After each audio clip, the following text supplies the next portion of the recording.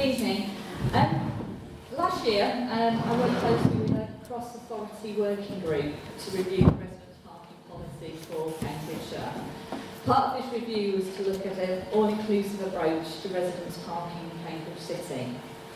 As a result of this review, a number of residence parking schemes were identified.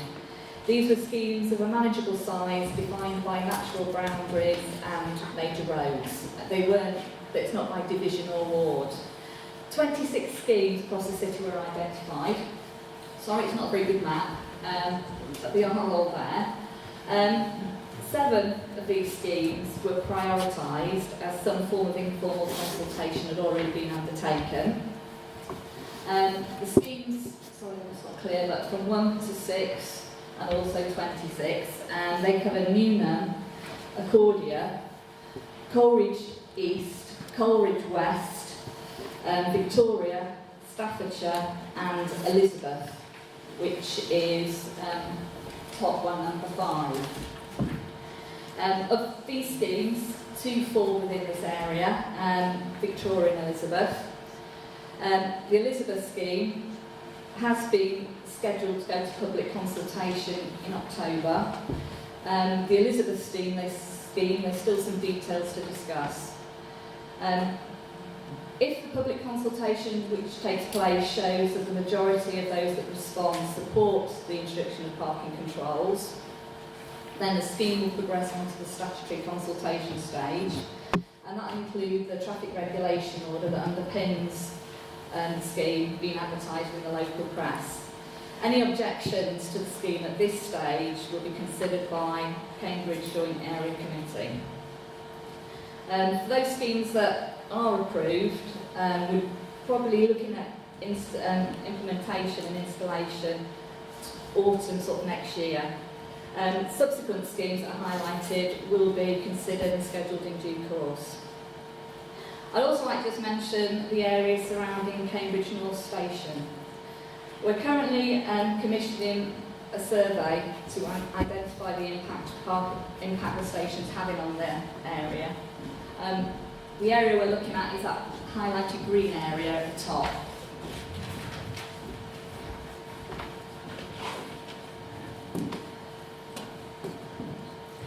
This is in line with Section 106 funding, which is funding from the rail provider. And what they'll do is, if there is a call for something like a residence parking scheme, they'll be paying for the implementation. The survey should be completed later in the year, and once the survey is completed, we'll be showing the results and liaising with the local county councillors, Councillor Manning and Councillor Machini, to basically ask them how they'd like to move the scheme forward or what they'd like to see. If the implementation of a resident parking scheme is considered the way forward, then that will be progressed.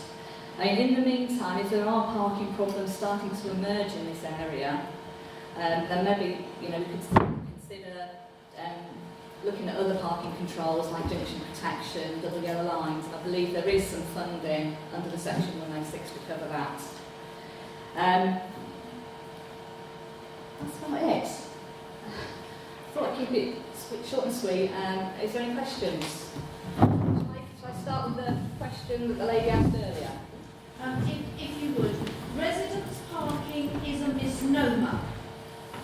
It is more like a controlled parking zone with the additional aim of preventing car usage within the city. We live there, we have to operate in the city.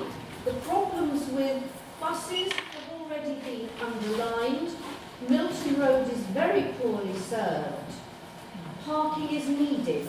There is also the question that the city deal arose by any other name has in one of its documents referred to the fact that on Milton Road the parking spaces on either side can easily be removed because there is adequate parking in the adjacent roads. Your scheme 5 would nullify that. Have you spoken to them? We have spoken to the Greater Steel Partnership, and we are looking at working together when we're looking at introducing schemes I know with the Milton Road, because they are looking at removing the bays off Milton Road, then that is again something that we're looking at when we're designing schemes. But you need to do more than that, because the scheme as 5 stands removes the parking to a huge extent, particularly from the roads which cannot, under your rules, have parking on either side, although that has never caused any trouble before. And therefore, you can't say we'll discuss, because you're preventing the residents who are already in that road from having access to parking to continue their daily lives. There is no point in talking to the city deal, because you're not leaving enough for anybody. When formalising residents' parking schemes, we have to take into account the safety of pedestrians, the free movement of traffic. So when we are looking at schemes, the likelihood is that the amount of space will be reduced, because when there's bends, we have to put double yellow lines in, junctions, we have to put double yellow lines in, we have to look at the flow of traffic. Can, a fire engine get down the road? Are people parking on pavements, preventing vulnerable people from using pavements? Those are all the sorts of things that we have to consider. So there are, in a number of schemes, reductions made in the parking. But to the extent they're being reduced, more questions need to be asked. My final point is, have you walked the area yourself? Yes. Most of the area, especially the Herbert Street side of the road, yes. Victoria as well, yes, I've been up there. So have you been down Hurst Park Avenue? No, thank you. That's all I need to know. Thank you very much. Okay, I've got Councillor Manning, and then I've got you, sir. Yeah, and then I've got you, sir, all right? Thank you, Councillor. Just briefly, I think I need to speak to defend Switched it. Hello, so working again. Sorry, I just need to briefly speak, just thank you, Chair, just to defend the officers' role in this, that the officers are there to do the technical work around the limitations to how you can put parking and how much you can put parking in.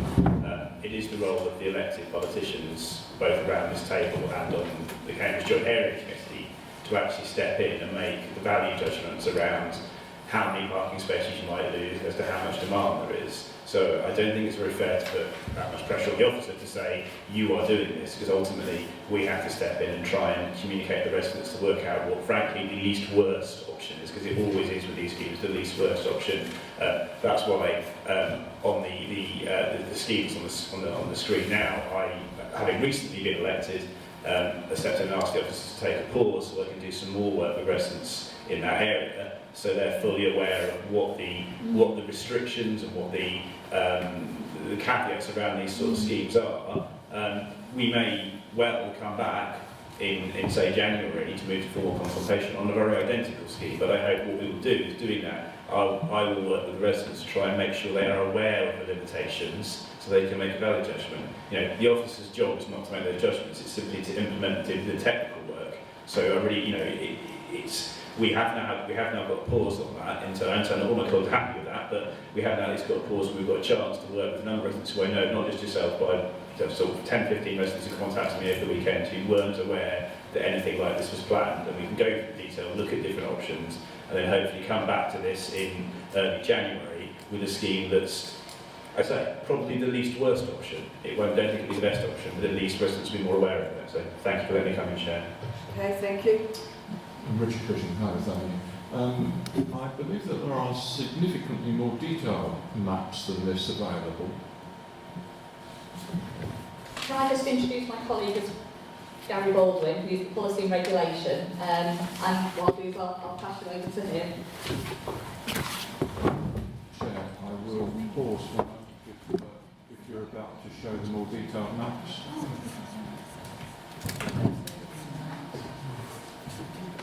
We have some papers that we can hand out. I can't quite see that from here, I'm afraid. Well, neither members of the...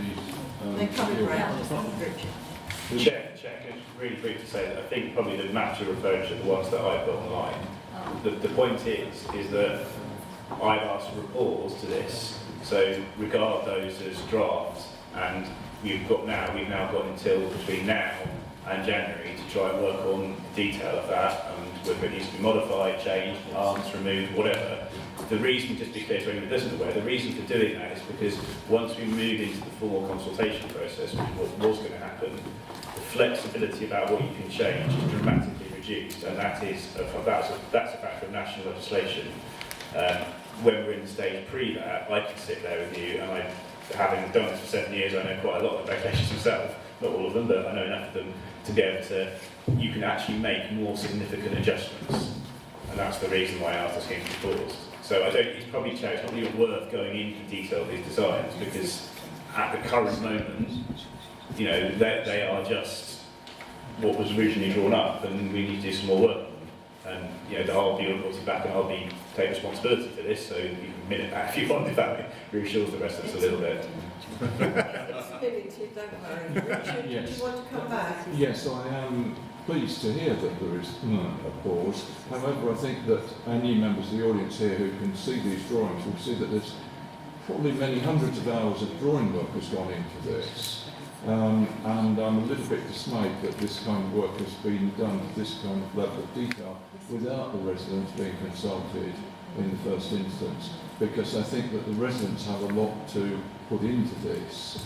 And in my own particular instance, for example, 3 informal parking spaces will become 1 parking space. I will no longer be able to park across my own driveway and such like. So I'm a little bit dismayed that there's hundreds of hours of work that have gone into this, and it's got to this stage before even general consultation has been put forward. I'm pleased to hear a pause. Thank you. Could I just come in here, please, and say that there has been informal consultation, which is the process that should take place. And there has been informal consultation.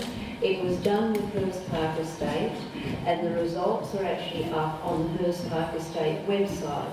There has also been general consultation done in Gurney Way, in Atherton Close, and in Courtney Way, and there have also been issues raised with people in Metcalfe Avenue. There's been extensive consultation informally with Herbert Street, George Street, Chesterton Hall Crescent, Hawthorne Avenue and Chestnut Grove. So I really must say that there has been quite a lot of informal consultation done, which is the first stage in such a process. And once an informal consultation has been done, and a majority of residents say that they do wish to explore the possibility of a residents-only parking scheme, then we move on, and the officers have done what they've done. So I think there has to be respect for the fact that there has been informal consultation, and that at every stage it's the majority of the residents who are the ones that steer the process. The councillors do not steer the process. It's the majority of the residents who have the final say and who are involved, and that's a part of the policy, and it's a written policy that is up on the website of the County Council. I make that clear. Chair, may I make the point that Mr Nisbet is here? I think maybe Yes. he would like to respond. I've got this to gentleman here first, Yes. and then yeah. Thank you, Chair. I'm Michael Page from the Hurst Park Estate Residents Association. We took it upon ourselves to do our own informal consultation. We sent leaflets to 380 households. We got 85 replies. That's 22%. I don't know if that's good or bad. Of the 22%, 62.4% were in favour of having some sort of parking scheme. This was conducted in February this year. At that time, the residents did not know the full detail of what a scheme would look like. Recently, I've seen detailed drawings done by the officers, very detailed. I suspect that if we went back to those same people with those drawings, it does somewhat different result. I just don't know the answer to that.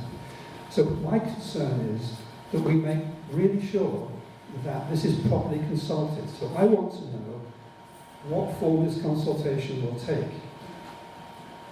We need flexibility. I'm really worried that if we go forward with the plans as I've currently seen them, and there's no flexibility, you'll probably get a no answer. Whereas it might well be that if they were modified properly, you should get a yes answer. I'm fairly neutral on this. My task is to try and make sure my residents know what on earth is going on and they have a chance to express their views. So my plea is, number one, please can we make sure there's a thorough consultation where everybody has a chance to see all the detail. Number two, can I also ask, these schemes were brought forward, I think, because the GCP City deal offered or agreed back in March a £1 million budget over 3 years to pay for the implementation of these things.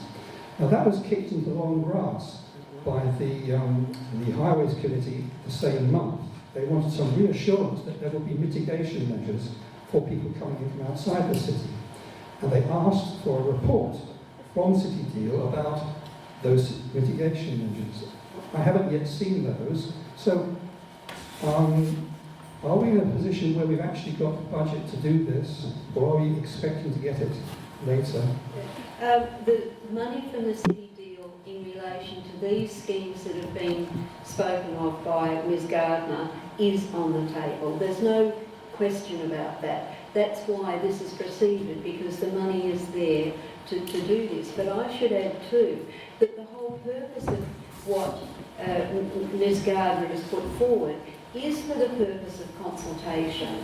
And if the consultation went ahead, then there would be an exhibition with all these plans up so that everybody could see them, rather than Councillor Manning going to individual households.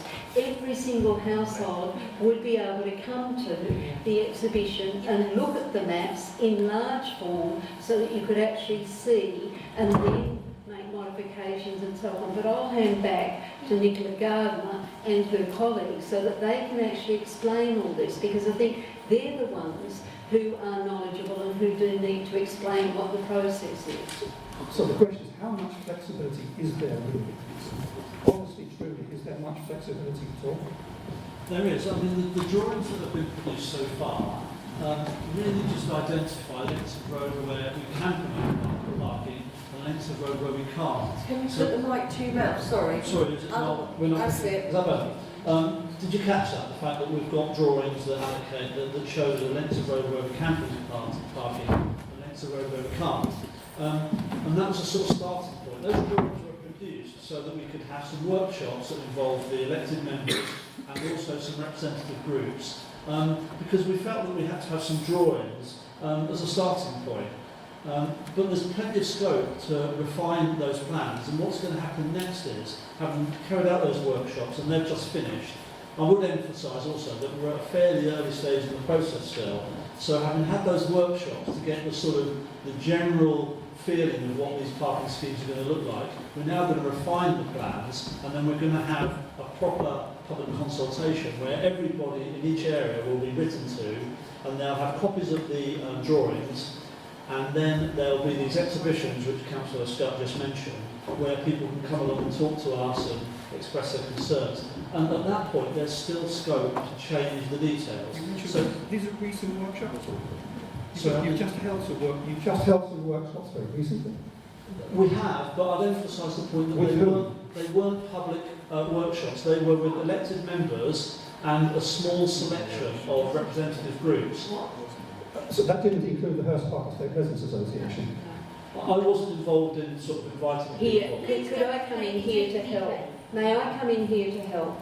Unfortunately, there wasn't a proper notification to people about the workshop, and in the end, I will take responsibility for the fact that there was not proper notification to people about the workshop, and there ought to have been. I take responsibility for it, and unfortunately that happened. But if there is an exhibition, then that is the opportunity for everybody to come and look. Okay, I can hear it's too late, it's being said down here, but all I can say is that I then take the responsibility for it. Okay. I've got Councillor Sargent, Councillor Manning, and I've got Richard that want to talk, and Mr. Bond. Yeah, I just wanted to come back on Mr. Cushing's point about the detailed work that had been done, but I think it was only until we saw the detailed proposals from the officers that you actually realised what the impacts would be. So I think that has been a very useful impact, very useful exercise. There are certain streets which are going to be heavily impacted because of the position of the county council, which is saying there has to make provision for fire engines to come through. And I think that is the right thing to do. We won't in future have the informed situation if we have residents parking where people can park where they want. And the county council then has to make sure that fire engines, for instance, can get down the street and couldn't be accused of putting in a parking scheme which prevented fire engines going down the street.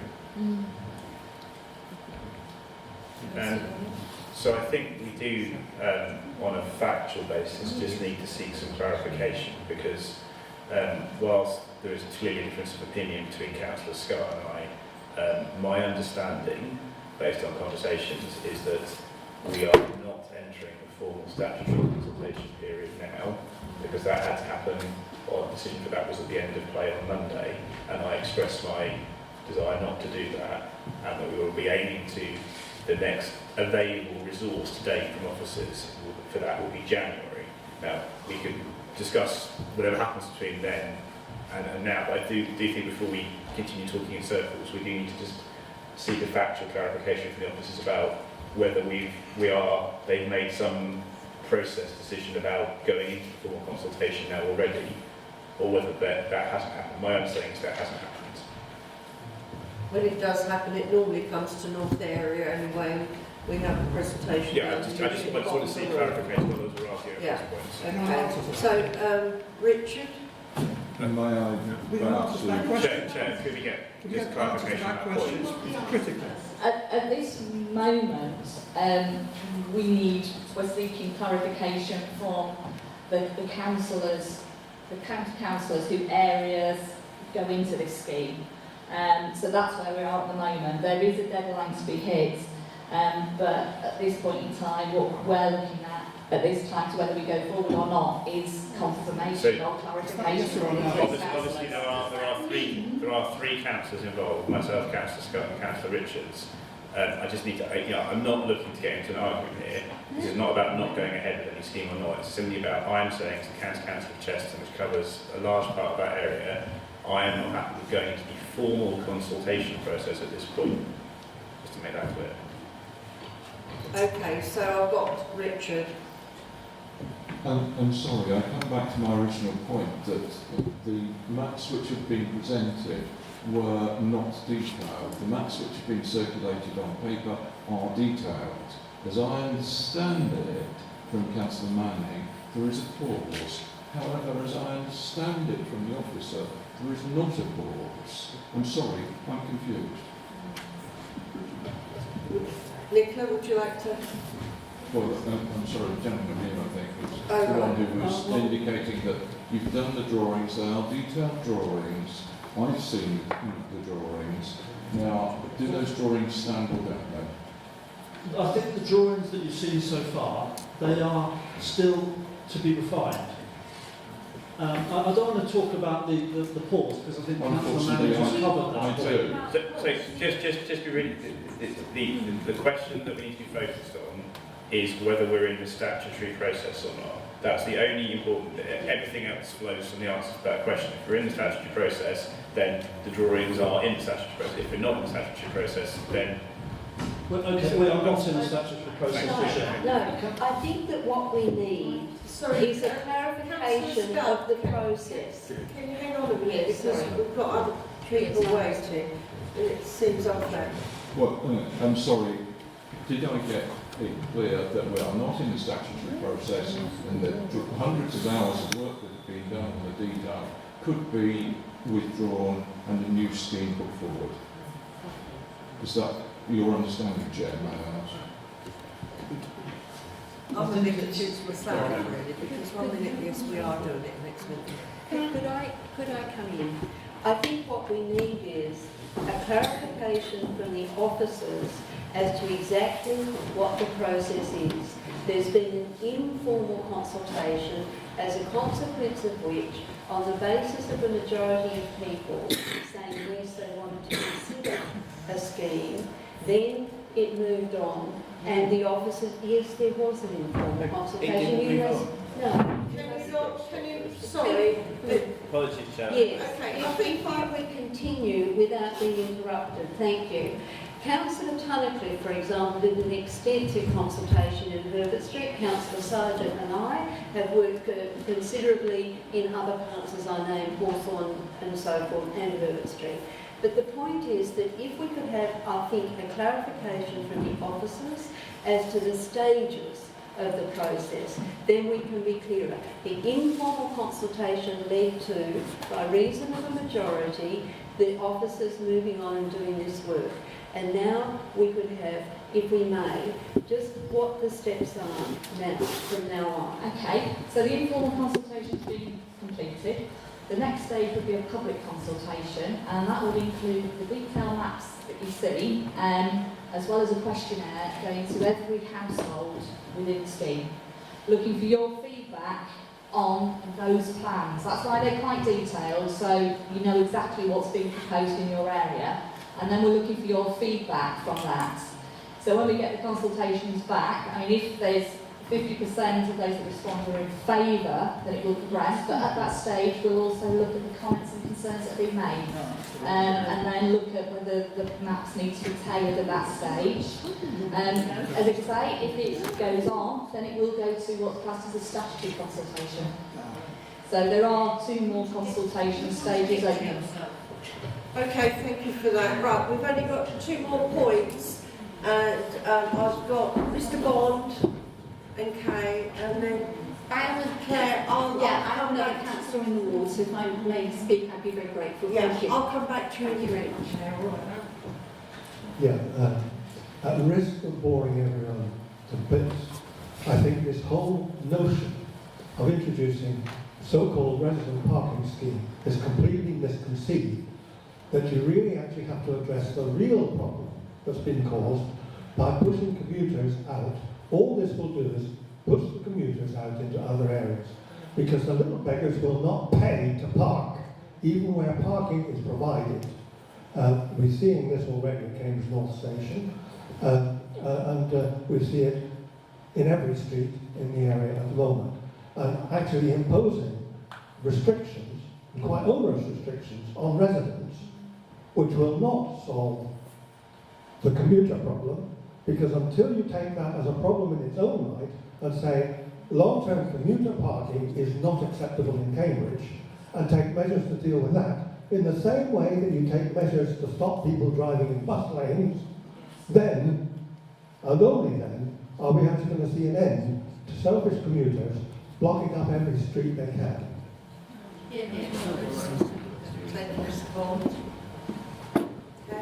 Yes, thank you very much.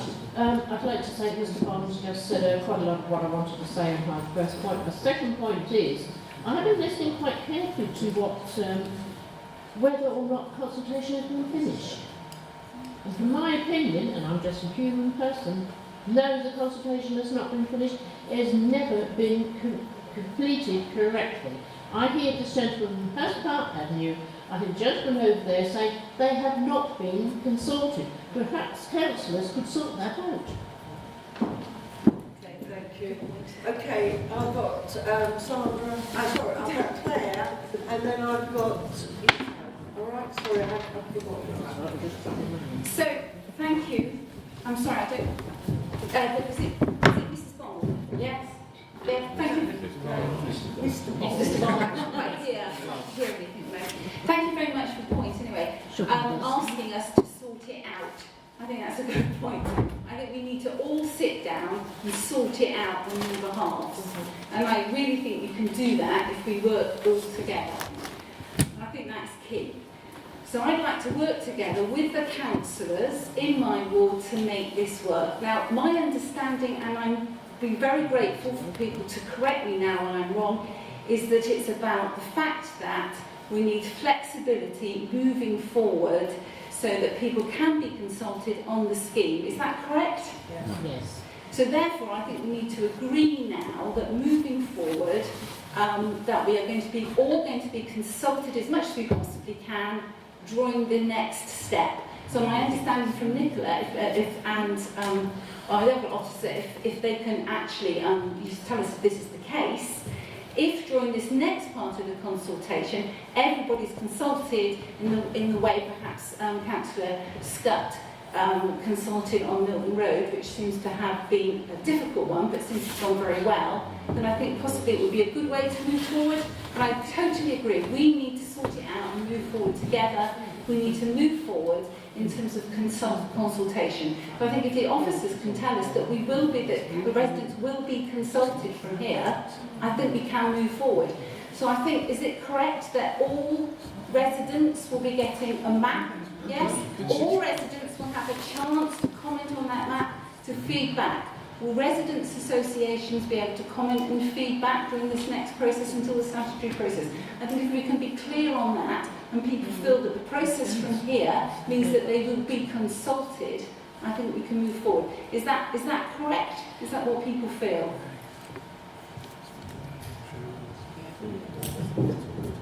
No. No? What's the issue? Can you answer that question? Because we need to wind this up. I'm sorry, I feel I've been misled, Chair. I'm sorry. Yeah. Public consultation will be undertaken, and that would mean that every household within the scheme will receive a questionnaire and will receive a detailed map proposing the restrictions in the whole of the area, and we welcome the feedback from residents at that time. That's typical there's consultation. This is typical sort of council consultation speak. It's not true consultation where you really involve people who've worked very hard to try and understand these things. I'm really disappointed that you've had these workshops. I've spent ages on this with residents trying to understand, and suddenly always been workshops, private workshops, to use Richard's favourite phrase, where we've not been. It really upsets me that I've not been involved. Can And I just... I'm very disappointed. Sorry, no, it hasn't been like that, Michael, I know that. But what I want to happen now is I want the officers to confirm what's going to happen now for you as residents with the parking. And then I've got Councillor Austin who needs to speak. And then I'll let you, Richard, and that's the last, okay? I'm sorry. The scheme, the Victoria scheme, that is all ready to go to the public consultation. So in October, the residents of that scheme will be getting the questionnaire and the maps. And as I say, we welcome their feedback. The area, the Elizabeth area, the progression of that is with a decision from the three councillors. Thank you. Okay, thank you very much. And I think it's Councillor Manning's holding these meetings. So, Mr Page, get in contact with Councillor Manning and he'll tell you where they are. Thank you. Chair, just very briefly, once I've organised a set date, just for sake of transparency, I will email you so we can get them into the North Area Committee so it's all transparent when I'm holding. Okay, Mr Page. Okay, Councillor Austin. Thank you. I'd like to say, there's a certain amount of frustration from my side as well, because there's a lot of things that I haven't realised were happening and certainly don't feel. I feel really pleased that we've actually got this delay, and this delay is accepted. I think one of the things that we've all got to accept here is that because of the city deal and because of all that development that's going on, we've had some great input from residents, and everybody knows the nooks and crannies of their own roads and how it works and how it doesn't work. And I think some of that intelligence that's been brought to that, we've really got to consider how we bring that to get the best possible parking scheme here, because otherwise we're not joining up the thinking that so many hours have been put into. So I would really urge that before the public consultation happens, I know there has been a lot of informal consultation, and I think credit has got to go to the councillors for the people who've actually done that and gone and knocked on doors. It might not have been your door, but there is a lot of information that came in. But that's only stage one. Stage two has to be this much more integrated approach with the workshops or the ways in which Councillor Manning is talking about it. So please, let's all try and work together and getting that next stage. We have got some time before the formal consultation kicks in. Let's not react against each other. Let's take that intelligence and try and make it work positively. Okay, thank you very much. And I think what will happen, we'll probably have this do back to do another north area so we can see where we've got to and follow on. I think it's important. Okay, thank you very much. No, sorry, I've got to go because I've got other presentations. So I have to say, I have responsibility in relation okay, thank you very much, everybody. We'll now have a 10-minute break. There's tea and coffee in the little kitchen, help yourself, and then we'll start again with the transport proposal for Histon and Milton Road. Hello everybody, can we get seated again to start the next half, please?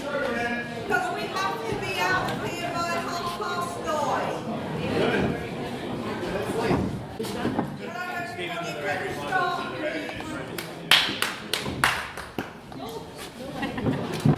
Okay, thank you everybody. Is everyone seated yet? Okay. I've got on the list I read out, we've got a feedback on the Chester Recreation Ground toilets, often not quite, on page 9 of your reports. And Councillor Price is going to feed back to us. Thank you, Chair. Yeah, the council or the executive council and the city council are responsible for toilets,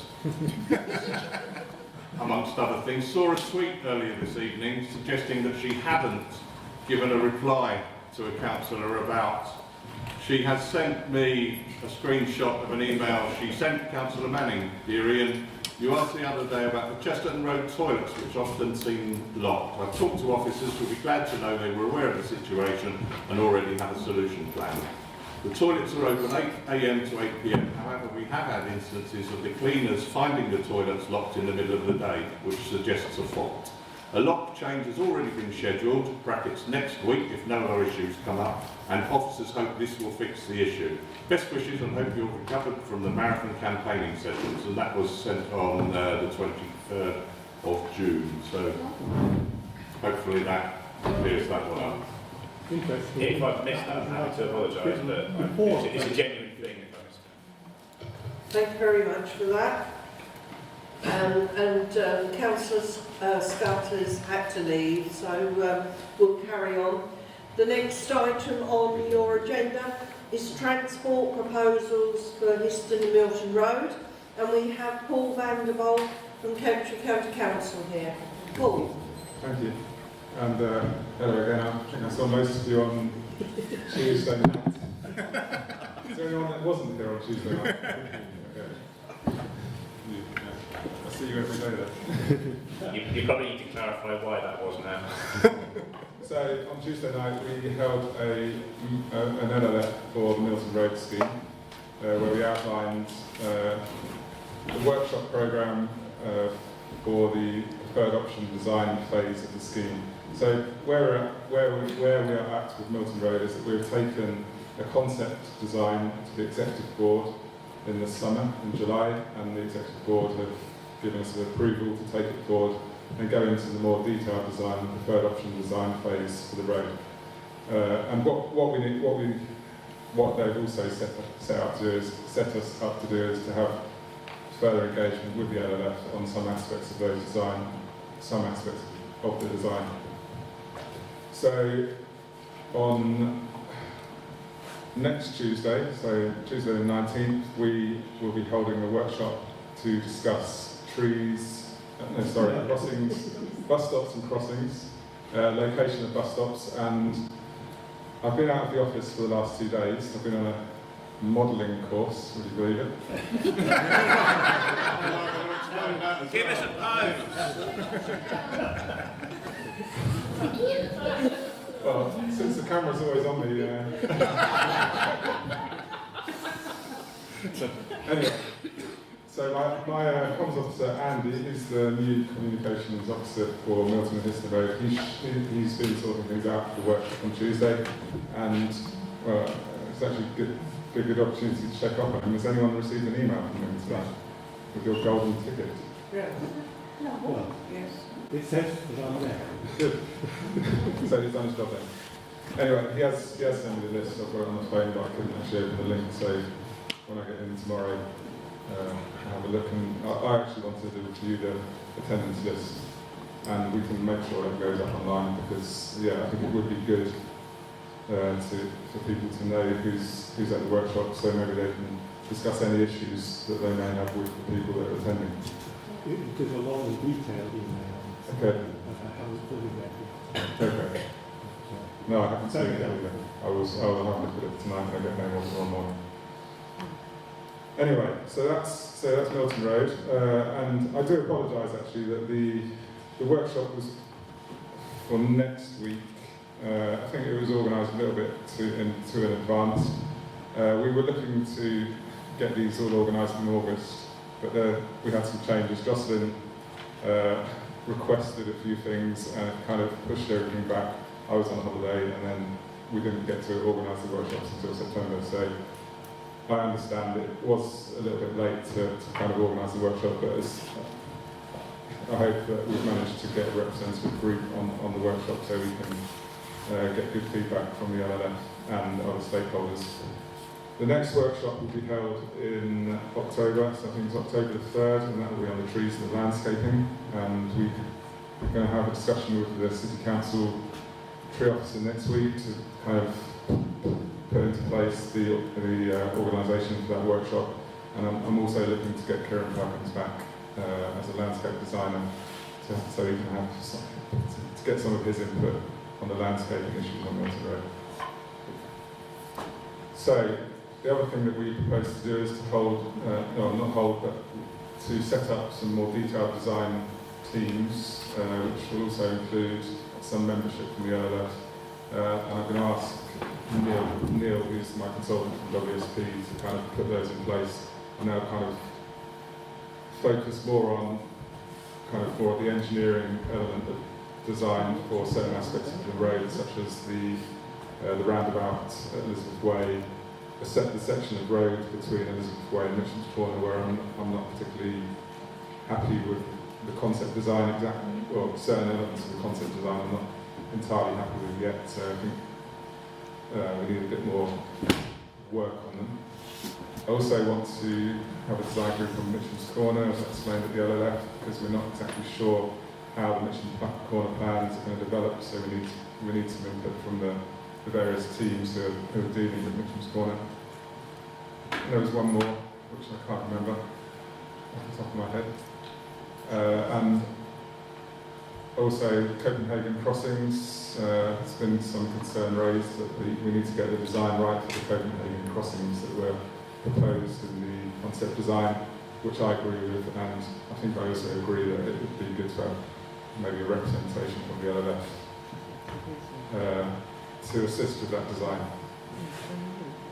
So that's Milton Road, and the programme is to then hold, I think, an LLF sometime in November to go over the results of the workshops and set out some of the results from those detailed design groups, and kind of, I guess by that time I'm hoping that consultants sort of started to put together and got the kind of bare bones of the scheme, the final options scheme in place. I'm not promising that, I'm not exactly sure how much far progress there will be. But then in January, what we aim to do is hold another LLF where we will actually present that final scheme, final preferred options design scheme, that will then go to the executive board for approval for a further consultation with the public. So that's the kind of outline for Milton Road. Histon Road, and the question that was raised earlier about Histon Road, I can understand where that's coming from as a user of Histon Road, and it's probably worth following that up given the time frames for kind of delivery of Histon Road. I mean, there's holes all over it and it's dangerous to ride on, so the point is valid. Histon Road, it's right that at the Executive Board in the summer we proposed to bring the delivery of Histon Road slightly behind Milton Road. What we are doing with Histon Road is we've started, over the summer we've started the process rolling again in terms of looking at the concept, looking at some of the resolutions that were put forward by the Histon Road LLF. So what I want to do is to respond, to make an officer response to those resolutions. I want that to go to the November board, the November Executive Board. I then want authorisation from the board, or sorry, agreement from the board with, well, they can disagree with me if they want, but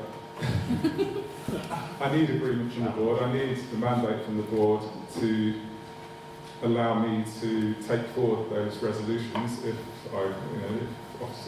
the officer recommendation is to agree with the resolution. I haven't assessed them all in detail yet. I need my consultants to do that. But if the officer recommendation is to agree to those resolutions, which kind of takes us a bit away from the do maximum scheme that was previously agreed by the board, that will give me the opportunity to then kind of build those into the scheme and to develop a scheme, with using those resolutions as a basis for further development. And obviously, the resolutions take the scheme quite a long way away from the do maximum that was originally proposed. So that's why I kind of need to go through that process. And then what we aim to do is to get a concept design to the board in, I think it's February when they meet.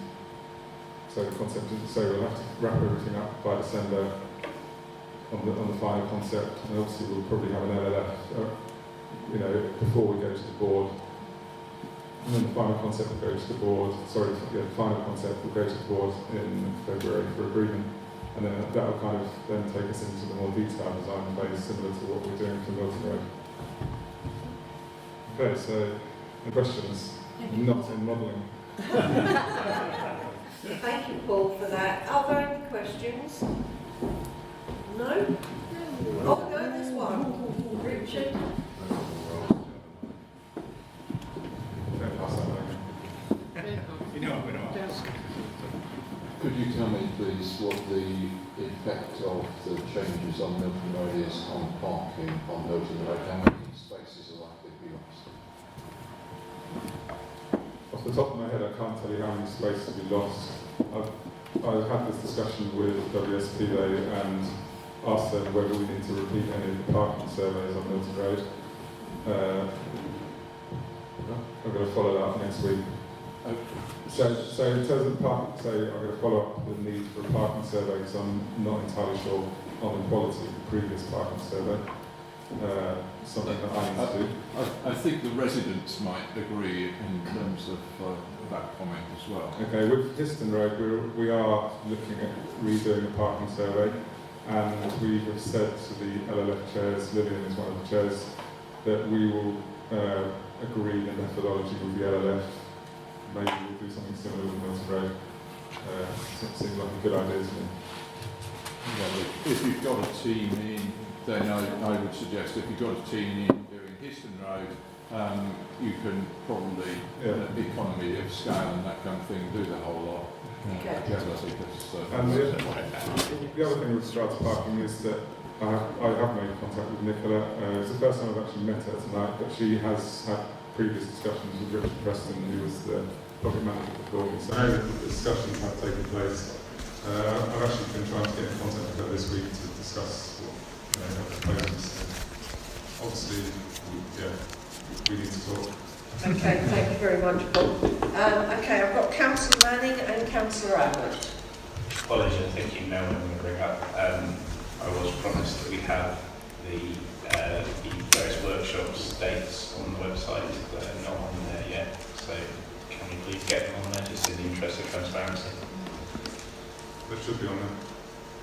They weren't as of about 4 o'clock today when I checked. Okay, I'll follow so I appreciate probably your fault, but you've been modelling. Okay, you're not thank you. At the bottom of the list. Yeah, it was raised to the other about the documents and the website layout. I mean, in the first week that the new website came out, it must be. They're both Rich and I have missed it then, if that is the case. So. It's not on the events calendar. As well as an officer, it's not on the events calendar. Also work with this website. So it's something that you are pushing at the comms team, that as working in the county council and super deal, I also do that, so don't worry about it. Okay, thanks very much for that, Paul. Councillor.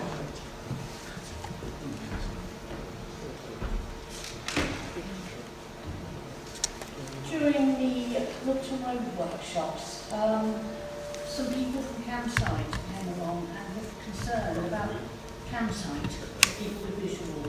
Yeah? They were concerned about the Copenhagen crossings and how safe they would be for people with visual problems. If that's not already been sorted, we will be inviting people from campsite to come along when it's been discussed, I believe, next week. We're not discussing Copenhagen crossings, not Copenhagen crossings next week. It's more pedestrian crossings across Milton Road, the location of the crossings. Right, I think the Copenhagen crossings. Sorry, Copenhagen crossings would be more of a detailed design issue, and I mentioned that it may be worth having someone from the LLF, keeping abreast of what's going on and what's been designed for those Copenhagen crossings. But you also raise a valid point. It's required to get some feedback from stakeholders such as yeah, I mean, campsite. at the time they thought it would be an issue for people with visual impairment. Okay, thank you for that, and I've got to agree with Councillor Abbott. We need to have people with all the different kinds of disabilities, so we make sure that they're looked after as well with these schemes. So there should be a list of the people that were invited on the first LLF, which were at the workshops, which was campsite and other disability groups. Okay. Just to say that the workshops that I held earlier, we did talk about crossings and things like that. So I heard just to say, just as Mark with Michael, at the earlier workshops, groups did talk about crossings and things like that. So I hope that you're going to be able to incorporate that in Tuesday. Okay. I hope so. Okay, thank you very much. Oh, Lillian will be the last question. As I remember on those crossings, we were discussing signs as well as in mobility things. And signs were supposed to be attached in proper places for people with difficult eyesight. And also some sound things, so both sound and sign. Are you talking about Copenhagen crossings or? Yeah, or any crossing pedestrian. Okay, thank you very much, Paul, for that. It's very kind of you. Go back to your modelling now. Okay.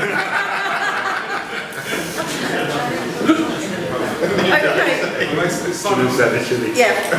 Okay, thank you. Now we've got Cambridge Greenways project with Simon Mandeville. Thank you, Simon. Can you hear me? Yeah. Okay, thank you. So this is a relatively new project, the Cambridge Greenways project.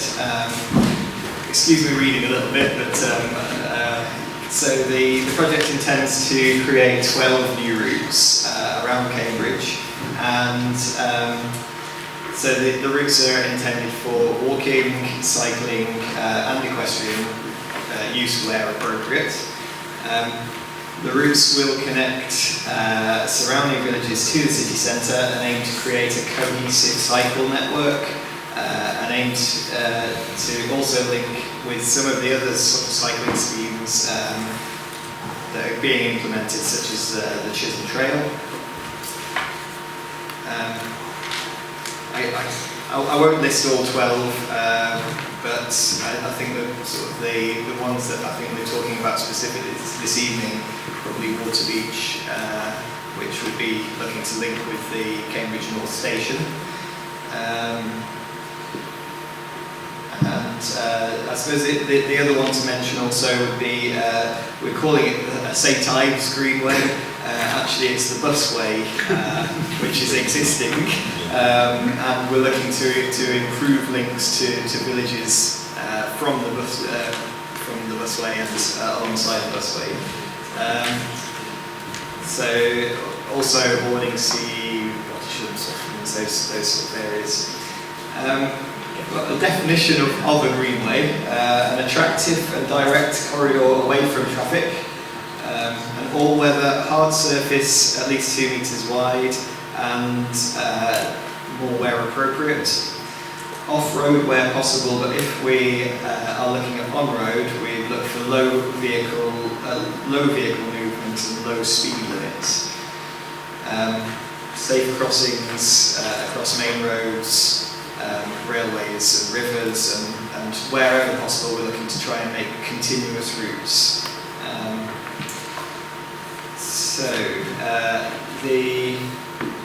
Where's this Cambridge Greenways idea, where did it come from? It's, in May 2016 we employed Nigel Brigham, who is a consultant, but he worked for Sustrans for many years as a cycle network manager, and kind of he put together a lot of the Sustrans routes in east of England.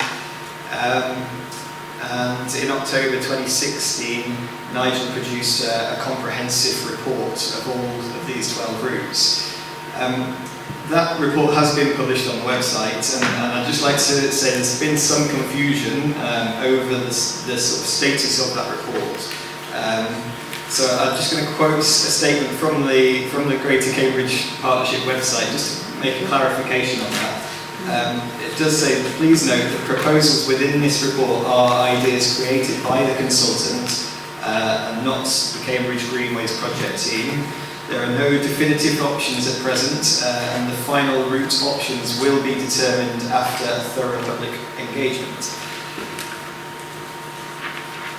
So far, we started off with 4 information gathering, early pre-consultation events, and we held 2 in Waterbeach and 2 in Fulbourn.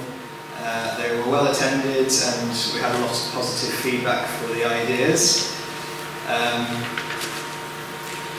And I suppose going forwards, we're going to work our way around all 12 of the routes, and we've taken some feedback from those first sessions that there was perhaps not enough focus on the city end of the routes and more focus on the village end. So for future meetings, we are looking to try and hold more meetings and invite locals from the city as well as the villages. So the challenges that we're trying to address, we want to decide precisely where the routes start and end. We have challenges around land negotiation for all of these routes. Continuity across roads, railways and rivers are the big challenges. And planning requirements and planning for future maintenance. All of these issues we're looking to address and plan for these routes. And we're looking for ideas at our upcoming events for alternative route alignments perhaps, landscaping, new signage and wayfinding, improving biodiversity, possibly public arts installations, and possibly also suggestions for future links and destinations as well. So all of that we are listening. I'll just make a brief announcement. It's perhaps less important for the North Area Committee, but our next events will be for Barton and Hainsingfield Greenway routes. But please, if you feel like you have to have a say about any of the routes that we're looking at, you can contact myself via the Greater Cambridge Partnership website. Thank you. Sorry, any questions? Okay, I've got Michael, Mr. Bond, and okay, Sarah. Yes, you got the invite here because of the local initiative, because we're very concerned about where the routes will end up. But I've got a particular concern because Dorchester Residents Association has actually resisted attempts to metal the Pele Way, which is the towpath along the river, and actually looking at the proposals. To me, if you're going to have a serious Greenway from Waterbeach to Cambridge, it should be kept west of the railway line, because that will provide a good direct route.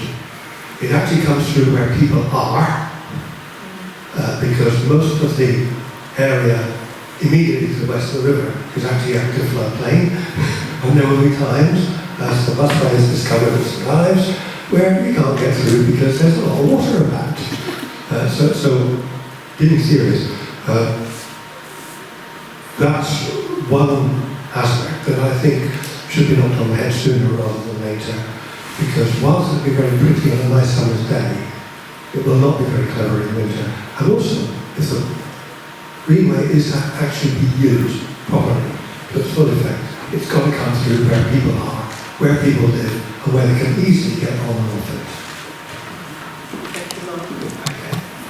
Thank you for that. I think the Hayling Way is one of the proposals which was in the report from Nigel, as I mentioned.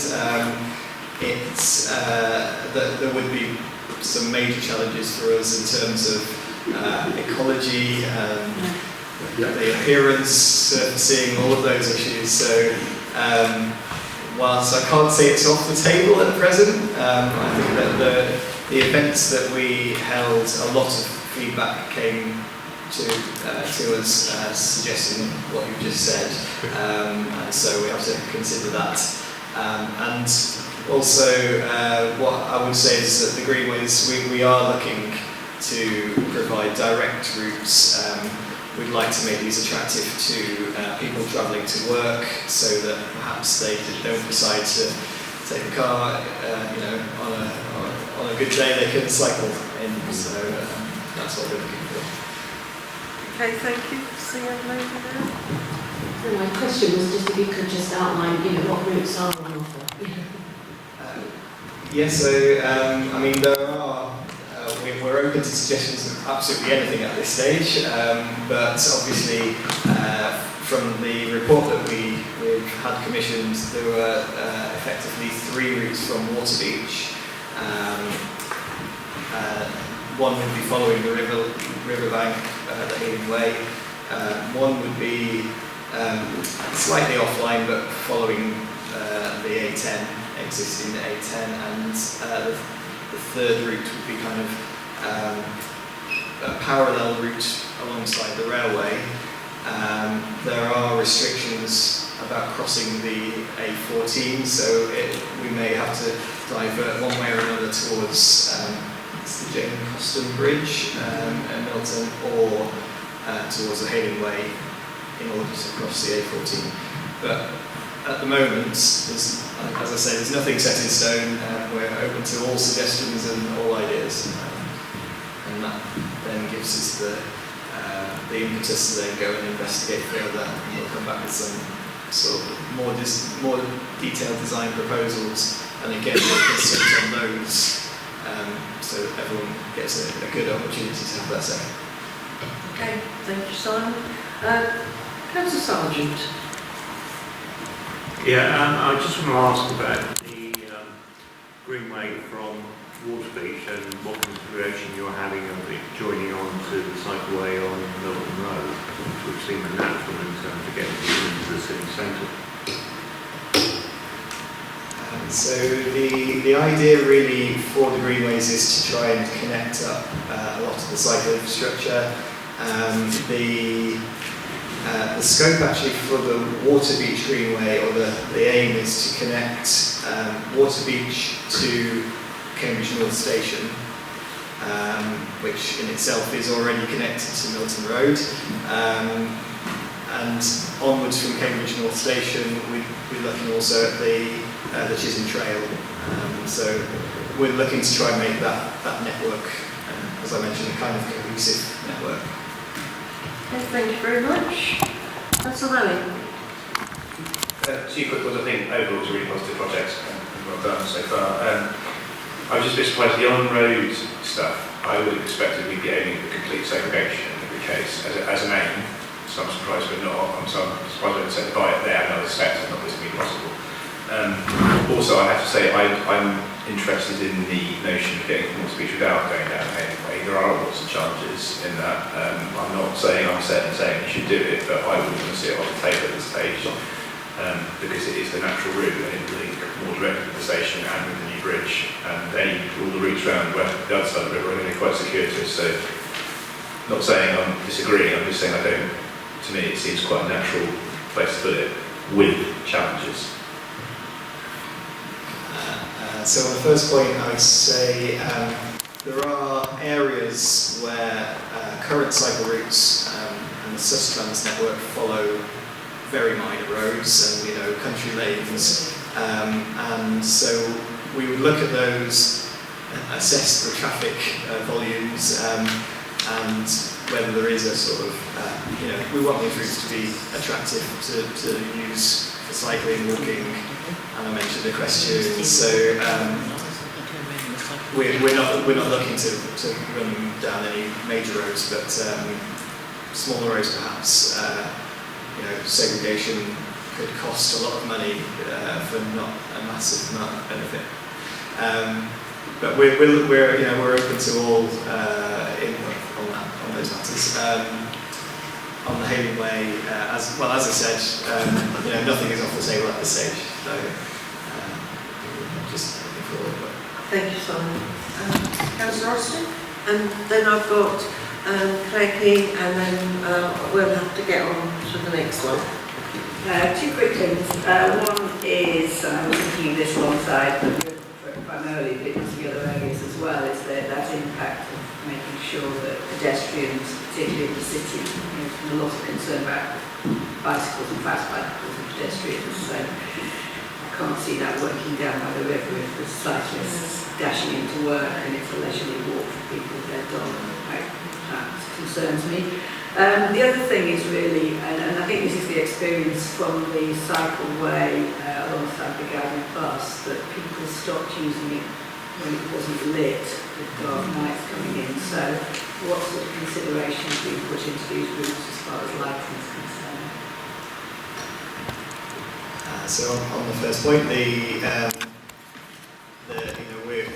we're looking for ideas, we're looking for suggestions of what people want, and we will kind of take that on board.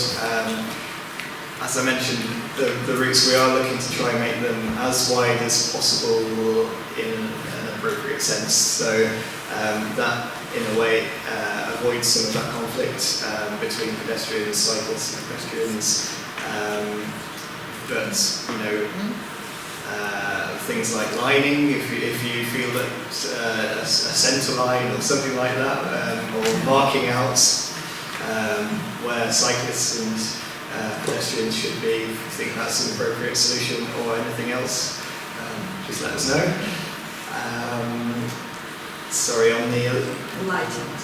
The lighting, again, it is something, there is a cost involved, but it is absolutely something we'd like to look at in where lighting should be used, where it perhaps shouldn't be used. One of the issues, again, with the Hayling Way is that if we were to follow that route and light it, there are ecological concerns. So there may be solutions to that, but there's a lot of challenges to consider. But we're looking to just kind of, at this stage, find out what's the most popular options, and before we spend a lot of time going into major design on these routes, get an idea of actually what people want. So what's the consultation process? So we're starting off with pre-consultation information gathering events, and then fairly quickly following on with putting some designs together based on the input that we've had, and then having a first round of consultation on those ideas, and then we'll take that away, tweak, and probably come back with a preferred option. Okay, thank you, Simon. Claire? Yeah, a couple of points really. I'm am a fan of cyclists and sector of cyclists. We had his cheekbone slashed by cyclists without lights going into him on the guided busway, going into Histon about 3 years ago.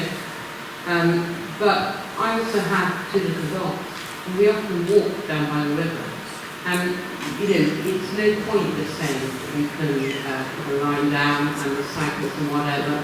The fact is that, my ability to walk my 2 little dogs, I have to keep them very, very firmly on the lead. People come up behind very quickly, quite often go in. So there are places where, for all that it would be a good route, or a good commuter route, there are other uses. And it is quite difficult to get that balance. And there are a couple of places where we go and walk the dogs, where I actually very rarely see a cyclist because it's really a rough track, and I'm quite glad about it. And it would be good to know that there are still places where you can go with your dog and you don't have to worry about somebody coming up with no lights or fast or using a bell, and actually pedestrians also get a little, maybe improve the surface for pedestrians, but don't necessarily make it a commuter cycleway. Sorry, that's a personal view, but it's one supported by my very 2 little dogs. Okay, I suppose what I would say on that is that the justification for the project is really around looking to encourage people out of their cars, to reduce congestion in the city, and one of the ways that we see that happening is by encouraging people to cycle more and to walk more. And not get bumped into. So that is one of the challenges that we'd like to try and address. And as I say, at this stage we're just looking for people to tell us these challenges, where you find that's a problem, and any solutions that you think would sort that problem out.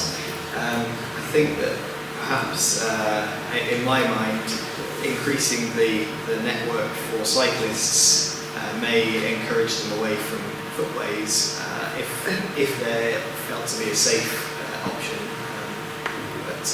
I'm thinking for him away. Okay. Thanks very much, Simon. Thank you. That's great. Thank you very much for coming. And we'll see you again soon. I think that so the team leader of cycling projects, Mike Davis, will be coming to this committee in December. Yeah. So hopefully we might have a bit more detail, particularly on the Water Beach scheme by then, and I guess we'll encourage any questions. I look forward to it. Thank you. Okay, thank you. Okay, thank you very much. And the next one is the environmental report, and it's Wendy Young. Hi Wendy, sorry about this. I'll keep it really brief.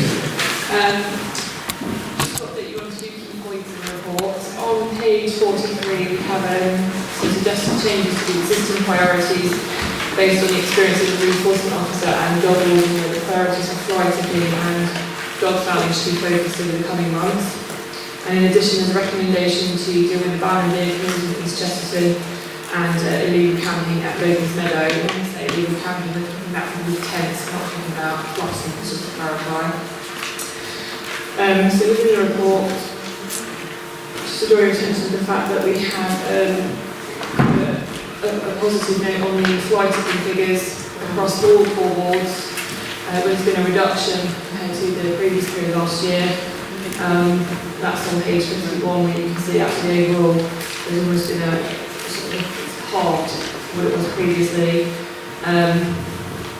Full details are given at the other page to sort of say where we think priorities are. And the office has been very proactive in the North area, with fly tipping being one of our key priorities, where they've been patrolling and taking action against people who have been fly tipping. On page 57 we have a new section which gives some information about the volunteer schemes that environmental services and waste services actually offer, which is our streets and open spaces volunteers and which are recycling champions. So you want to be interested in those, and they're very positive schemes, and we're starting to do some projects around those where people can get involved with the local communities. And as usual, there are still 2 bin provisions available for some of the wards, detailed on pages 60 and 61. That's the report. Very brief. I'm happy to take any questions. Thank you. I've got Councillor Price, Councillor Manning, Councillor Scott. Okay, and Michael. All right, okay. And Mike's Councillor Sargent. All right. Yes, thank you, Chair. And yes, thank you, Wendy. And I'm pleased you highlighted that pretty impressive sort of 50% reduction in fly tipping in King's Hedges. I mean, it's still noticeably high, but they're welcome that there is a huge amount of progress being made. Just one question really on page 45. It says Arbury Court at least once a week the recycling point has been inspected. The majority of inspections found fly tips where there was no evidence. Persistent problems with bike tyres being dumped. There's a bicycle shop in Arbury Court. Have they been approached to find out what they might be doing with any old bicycle tyres that they no longer need? Wendy, did you want us to take it as a block? Yes. Would that be easier? Yes, please. Okay then, so the next one on my list is Councillor Scott. Oh, thank you. I actually just want to give you a bouquet because you put 2 bins, a recycling and an ordinary one, at the bus stop for the X5 on Northampton Street. And I see from the notices on them that they're temporary, and I really have to report that they must become permanent because they're full every time I'm there at 6:20 a.m. in the morning. And the ones on the other side must be replaced also when the building's finished over there. And then the final point I just want to make is that I see that we've got 13 clean up your dog signs that we haven't used, and I can assure you that we'll be coming to you to use them. But thank you. Sorry, Councillor Manning. I should say, I'm very excited about the bin on the bridge. My friend Camilla's going to be very excited as well. She's been waiting for 3 years. Unfortunately, she's moving now. Anyway, can I suggest an additional priority, which is slightly going across wall boundaries, so I apologise in advance. But I've had quite a lot of complaints about dog fouling, which seems to be in a weird little loop around the Scotland Road wreck going down Green End Road towards Tesco and back up through that little cut through. It all seems to be, all the reports I got seem to be in what sounded like a sort of circle going around there. So I sort of bit it myself, so if that could be an additional priority, I'm very grateful. Okay. So I've now got Kay. Yes, it's page 43. Priority details. There's a mention of Cockrell Road. Now, I'm sure a lot of everybody's seen the famous Cambridge paper with the pictures of Cockrell Road. Now, as a tenant inspector who goes around looking at all these things occasionally, we were down there last week. And again, there were 2 of us, and then we have the same opinion that there's not enough refuse bins for the number of flats there. And I promised to bring it up at every opportunity that I possibly can. Yes, there was rubbish dumped. There is rubbish dumped everywhere. But we also have an exceedingly good councillor worker called Richard Coles, because I'm going to give Richard a bit of praise tonight. I've known him and his mum a long time. He's our North champion, and he goes around picking up lots of rubbish. And quite often these people will find themselves with a nice hefty bill because they've managed to leave correct information like a name and address on the paper. Thank you very much. And then I've got Michael. Yes, one of the things I've noticed is that very often, particularly at recycling points, the bins are full to overflow. And people bring stuff, put it in the bins, can't, and just leave it. So it's no good swearing about that. I noticed that somewhere in the northwest of Cambridge, they're installing magic bins that actually telephone people and say, come and empty us, we're full. It seems to me that something like that's required rather further around the city, Because, you know, when you get to a Friday evening and the bills are ran down full, and the chances of being emptied before Monday morning are almost non-existent, then it's not too surprising that people who take the trouble to bring stuff, because those in flats have to, because they haven't really got anywhere to put a wheelie bin, then we really need to address that and look at the frequency of emptying of the bins, particularly at recycling points. And that could actually cure the fly dumping bit. Okay, thank you, Wendy. Mike Sod? Page 49, Wendy. You've got about illegal advertising on Milton Road, a banner. And I know I've brought this up before, but I can't remember the answer. Student Castle, which is officially one Milton Road, but goes into Victoria Road, in addition to their advertising which has been approved, they also have had for a long, long time banners hanging down from the front of the building, which I assume are unofficial, and I've accept that for the first few weeks, but it's certainly been there for over a year. Would that be something for your department to pick up with them or not? Okay. The next one is Councillor Ryan. Yeah, just very, very briefly, I've had a few complaints from residents living in the Searle Street, Victoria Road area about dog poo, so I just thought I'd put that on your poo dog. You are kidding. Okay, Wendy, that's it. Thank you, Chair. With regards to Arbury Court, the bicycle shop, I don't quite know if it was a spoken to them. I would hope, as a common sense approach, they would have done so. If not, I'll go back to them and make sure that they've done that as a common sense approach. It makes sense what something then, but they may all have some insight to who it could well be. So we'll certainly look into that one. Councillor Manning, I do apologise for the bin on the bridge took so long. We actually had to retrofit a bin in the end. It's not one of our standard bins, but we're hoping that will solve the problem with its rain. I'm happy to add on the Scotland Road area and also the Searle Street Victoria Road areas to the dog valley priority for the dog warden to look into.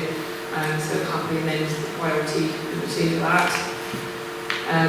Councillor Scott, with regards to the bins on Northampton Street, I often see them full as well. So I think we were trying them simply because obviously the building moats on the other side of the road. We wanted to make sure that we weren't just putting them in for the sake of it. So sort of once the trial is complete, our operations team will look at whether they make them permanent, and also whether the other side of the road will consider once the building moats come down completely, so not causing any obstructions. With regards to Cockrell Road, I have seen the recent problems with the bins. I can't comment on the bins myself. I'm not from the waste services, so I can't quite comment about what their capacity is in terms of bins, what they do or don't do. I will take the comments both from here today and feedback from relevant waste managers, as I'm sure they've already been made aware of the issues. Recycling sites, in terms of not being emptied enough, perhaps sort of as a problem, a way to solve the problem of fly tipping. Unfortunately, the issues we get at some of the recycling sites where people take along the wrong items to recycle. So they take along a black bag of household waste when they can only recycle cardboard, plastic and paper, for example, and rather than take it away with them, they'll often leave it on the floor, and we then have to obviously follow that up. So even if we increase the frequency, there would always perhaps be some waste stream that could be recycled at some of these sites. People sometimes don't understand what their purpose is for. So what I'll do is I'll take that away and speak to the recycling team again, and ask them perhaps they could recheck the frequency of the sites in particular, and whether we're finding problems, just to make sure that we're looking at the litter bin is the smallest item on the site. Yes, the litter bins are provided for people to dispose of litter property itself. Obviously, if they go along with a carrier bag or something that they can't then recycle, it's to dispose of that. What we often find is some of the bigger sites is people take along a humongous black bin bag of rubbish, put it in the bin, and 4 or 5 of those bin bags, and it then fill up, and people can't use the litter bin for the purposes they're there for. So the reason obviously that stone waste bins are provided at these sites is to encourage recycling. not act as an additional waste disposal facility, given that obviously Milton recycling site is available and it is sort of not far from Cambridge that people can use if they have large quantities. And also the council have a bulky waste collection service and people have excess waste that they can use as well. But I'll certainly take away the comments of the recycling team about those. With regards to the illegal banners, anything hanging from a building is not within my domain, it's the planning enforcement team who will be able to advise you whether or not it is legal. We only deal with stuff that's actually attached to street furniture. I think that's all the answers. The fouling? That was really good at the food. Happy to obey those big priorities. Okay. Okay, sorry I missed that one. Okay then, so we've got to go to the priorities and decide which do we want again this time. So I think what I'll do is I'll go through each one and then we'll just vote and see how many we get. Is that okay with everyone? Yeah, sure. So,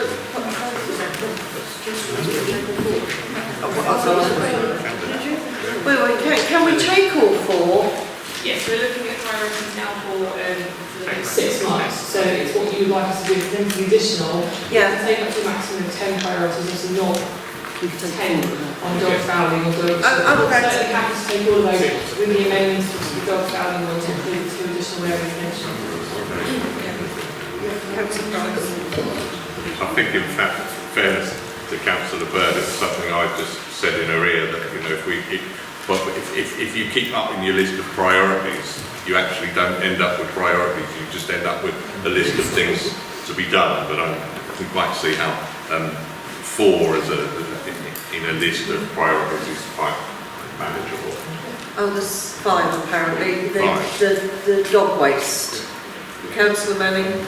Councillor Ryan. And Councillor Ryan. Not only dog waste. Dog waste. So, what would you actually like, Councillor Manning, as your... So I was suggesting that if we had the enforcement officers or the dog warden just patrol that area and just go out between Scotland Road and round to High Street and that. Yeah, because we have priorities already on item 2. Okay. Exactly, Could we also, may we also add St Albans Road for these in Arbury, because we've noticed that they're Okay, so Scotland Road area and St Albans Road area. Okay then, so can I take the vote then that we go for these priorities? 1, 2, 3 and 4? And yours is in with the 2? No, we don't vote.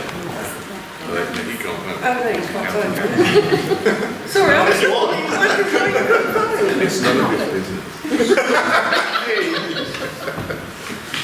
Okay, thank you very much, everybody. Oh, sorry, Councillor Scott wanted to say something. Sorry. Just for 1 minute. Now, this has got to be with the agreement of Councillor Richards, Councillor Manning and myself, and we hope that we can bring on board Councillor Austin, Councillor Tunnington and Councillor Sargent.